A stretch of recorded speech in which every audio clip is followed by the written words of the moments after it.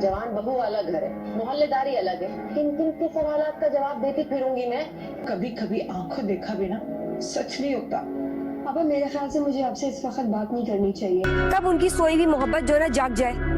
अब ये मोहब्बत इतनी आसानी से नहीं जागेगी अम्मी। ये पुरानी कहावत है, बहन के घर भाई और ससुर के घर जवाई, कोई अच्छी नजर से नहीं देखे जाते। और अगर जाग गई है तो उन्हें भी अपनी मोहब्बत के साथ चले जाना चाहिए। अभी तक माँ के कदमों में बैठे सफाइयाँ पेश कर रहे हैं, पर आपा का भी ना कोई पता नहीं है।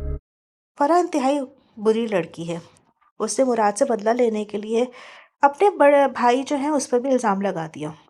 वो अरबाज को कॉल करती है, उसे कहती है मेरे सर में बहुत शदीद दर्द है। जब वो उस कमरे में आता है, उसको देखता है, उसे कहता है चलो मैं तुम्हें हॉस्पिटल लेकर चलता हूँ। जैसे वो उठने लगती है तो फ़ौरन शोर मचा देती है और उस पर इल्ज़ाम लगा देती है कि ये मुझे बेहद बदतमीज़ी कर रहे थे। अब सब घर वाले भी आ जाते हैं और बिलाल तो उसकी काफ़ी ज़्यादा पिटाई भी कर देता है।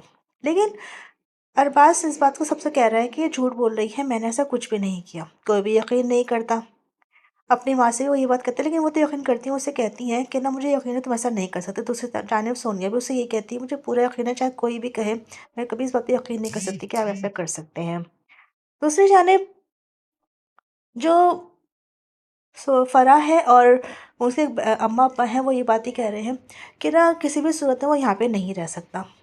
उसकी माँ तो ये तक कह रही है कि वो आपा के पास बैठा हुआ है और आपा जो है उसकी मोहब्बत जाग सकती है, वो उसको रोक लेंगी। तो फ़ौरन ही फराह उनसे कहती है कि अगर उनकी मोहब्बत जागी तो उनको भी इस घर से निकाल दें। और फिर यही होता है, सोनिया और बाज़ को घर से बाहर निकाल दिया जाता है। जब वो लोग अपनी अम्मी के घर सोनिया पहुंच जाती है तो उसकी माँ अलग हंगामा शुरू कर देती हैं। वो अपने मियाँ से कहती हैं कि ऐसा कैसे हो सकता है कि बहू बेटी वाला घर है मेरा और मैं दामाद को अपने घर में रख लूँ। मोहल्लेदारी भी है, लोग क्या बातें करेंगे। मैं इस तरह से इन लोगों को अपने घर में नहीं रख सकती। ये सब कुछ अरबाज भी सुन लेता है।